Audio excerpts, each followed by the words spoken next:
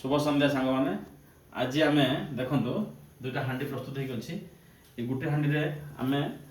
बिरियानी चावल को फुटेवा माने 75% फुटेवा आउ ए हाँडी आम चिकेन को बनैबा दम बिरियानी करवा हाँडी आज दम बिरियानी हम वर्तमान आमर देखु हाँडी तेलटा को आम गरम करूँ से ठंडा है ना कहीं कंचा सोरिष तेलर जो बास्नाटा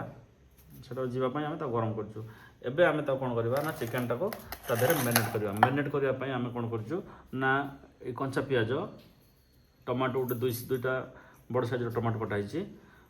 अदा रसुण 50-50 ग्राम अदा रसुण कटाई आपणकर धनिया पत्र ता संगे तेजपत्र लेंबू आउ गोटा मसला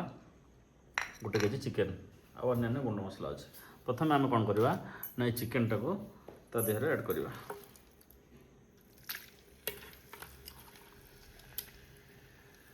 भल भाव में ड्रेसिंग कर रखा चिकेन गोटे केजी आम ता ऐड कलु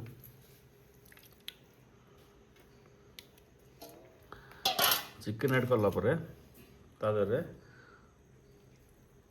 लेंबू टे चुपड़ू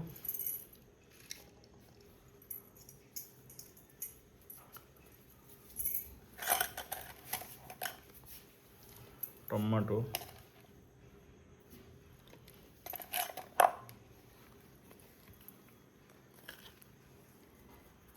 धनिया पत्र ऐड कलु कंचा पियाज ऐड करूँ जेहेतु आम माटी हाँडी रांधुचु तेणु भजा पियाज आम देनु कंचा पियाज देकी बनइबू कहीं टी माटी हाँडी टे अधिका एक्सट्रा रस टे दरकार गैस रोषे हो तो तेणु ये टमाटर जूस भी तादेह पकईदेलु फेंटा होता दही आम पाखापाखि 100 ग्राम दही तादेह ऐड करूँ दही ऐड कलु एवं चिली पाउडर छोट छोट पिला खाइबे तेणु आम अल्प परिमाण में चिली पाउडर दूसरे तेणु गोटा चिली आम तादेह दिखाई गोलमरीच भी अच्छी चिकेन मसला तादेह ऐड करूँ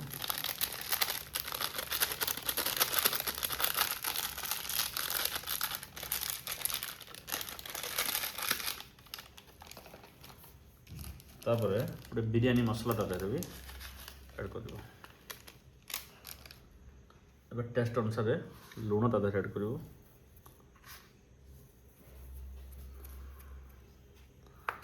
तापर ये अदा रसुण टाक आम ग्राइंडिंग करी तादेह ऐड करूँ वर्तमान आमर अदा रसुण ग्राइंडिंग होगी आसला तादेह खड़ा मसला भी आम ग्राइंडिंग करूँ आम से गुड़ाक सब तादेह ऐड करदेव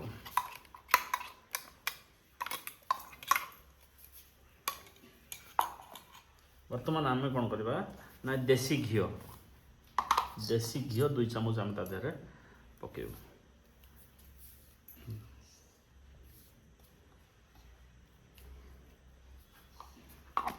बर्तमान ताको आम भल भाव में गुड़िकी मैरिनेट कर छाड़ीदबा को 15 मिनिट तापर ताको धीमा आँच आम ताको बनइबा एटा बन सारा तापर आम बिरियानी भात बनइबा भात बनी सारा आम ताको मिसेक दम दबा वर्तमान मैरिनेटेड चिकेन पाखापाखि आधा घंटा धरी एमती ताको आम बर्तमान गैस रे बसिकी गैस फ्लेम ऑन करवा एपटे आमर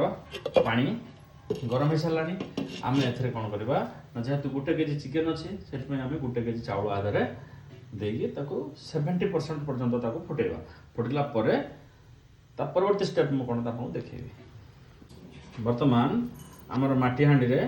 चाउल पड़ी भात हाँपाई बिरियानी राइस देखो केजी माप चाउल पड़े एटा 75% 70% फुटी आसला आम ओल्लैदेबू ओल्लैकी आम यही माटी हाँडी ऐड करूँ एठी आमर चिकेन वर्तमान कषा चलती देखो फोटो आसला ना आम धीरे धीरे आंचर करूँ कहीं तले लग जाए मझे मझे एमती भी घाटी दूसवा पाखापाखि यहाँ आमको एमती अध घंटे 45 मिनट पर्यंत स्लो आंचर कि आम रोषे करवा वर्तमान हाँडी रे आम रोषे कर सारा आम कढ़ई को बाहर कर दीचु कहीं ये हाँडी आम दम दबू ये आम बिरियानी बनइबू से प्रथम आम कौन करवा ये जो आमर माटी हाँडी जो भातटा होता से भात को आम प्रथम गोटे लेयर दबू ताको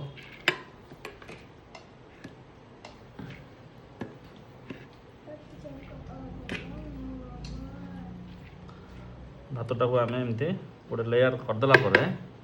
ଆମେ ତା ଦେହରେ ଏବେ କ'ଣ କରିବା ଚିକେନ୍ ଗୋଟେ ଲେୟାର ପକେଇବା।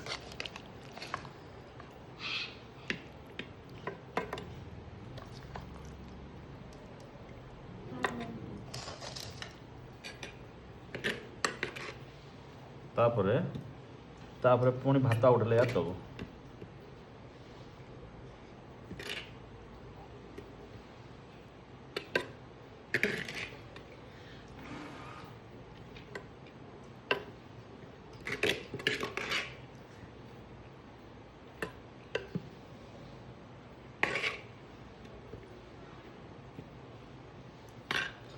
ଭାତ ଗୋଟେ ଲେୟାର ହେଇଗଲା ପରେ ପୁଣି ଚିକେନ୍ ଆଉ ଗୋଟେ ଲେୟାର ଦେବୁ।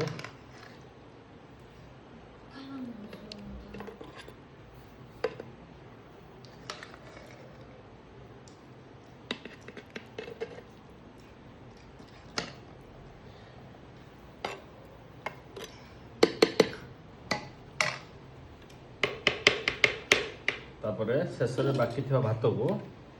ଭଲ ଭାବରେ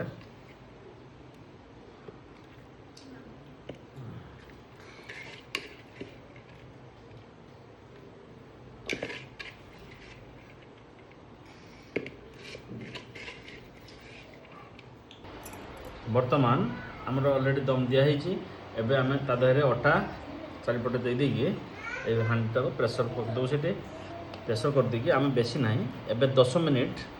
ଲୋ ଫ୍ଲେମ୍ରେ 5 ମିନିଟ୍ ହାଇ ଫ୍ଲେମ୍ରେ ତାକୁ କୁକ୍ କରିବା। ତାହେଲେ ପ୍ରସ୍ତୁତ ହେଇଯିବ ଆମର ମାଟି ହାଣ୍ଡି। ବର୍ତ୍ତମାନ ଆମର ପ୍ରସ୍ତୁତ ହେଇଯାଇଛି ବିରିୟାନୀ। ବର୍ତ୍ତମାନ ଆମେ ତାକୁ ଢାଙ୍କା ଖୋଲିବା। ସେଟ୍ ହେଇଯାଇଛି ଦେଖନ୍ତୁ। ବର୍ତ୍ତମାନ ପ୍ରସ୍ତୁତ ହେଇଯାଇଛି ଆମର ଦମ୍ ବିରିୟାନୀ। ବର୍ତ୍ତମାନ ତାକୁ ଆମେ ସର୍ଭ କରିବା। ଦେଖନ୍ତୁ ବିରିୟାନୀର ଟେକ୍ସଚରଟା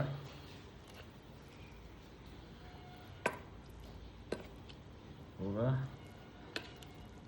ମସ୍ତ ବନା ହେଇଛି। ଆଜି ସୁତିକି ଦେବା ବର୍ତ୍ତମାନ ଖାଇବା ପାଇଁ।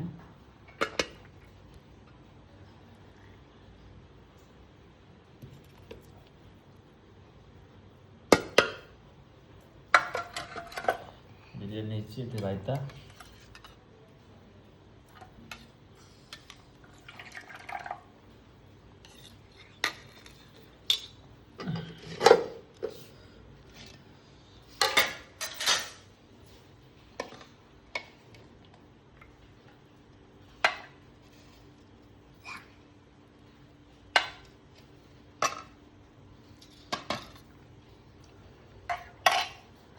ବର୍ତ୍ତମାନ ସୁତି ଖାଇକି ଆପଣ କହିବ